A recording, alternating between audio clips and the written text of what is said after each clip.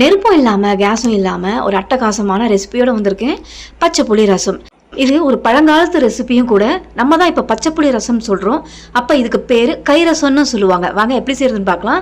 2 பேருக்கு செய்ய போகிறதுனால இந்த அளவுக்கு புளி எடுத்துக்கோங்க. தண்ணி ஊற்றி ஊற வச்சுக்கோங்க. புளி நல்லா ஊறட்டும்.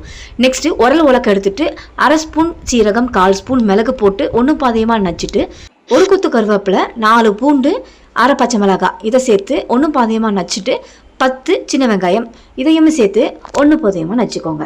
இப்போ இந்த அளவுக்கு நச்சின பிறகு இதை எடுத்துக்கலாம். நெக்ஸ்ட்டு புளியை ஊற விட்டோம் இல்லையா, அதை நல்லா கரைச்சிட்டு ஃபில்டர் பண்ணி அந்த புளி கரைசலை இது கூட சேர்த்துக்கோங்க.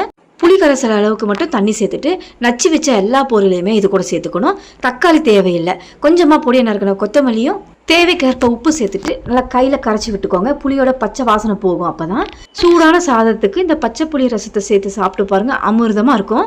கண்டிப்பாக மிஸ் பண்ணாமல் ட்ரை பண்ணி பாருங்கள். தேங்க்யூ.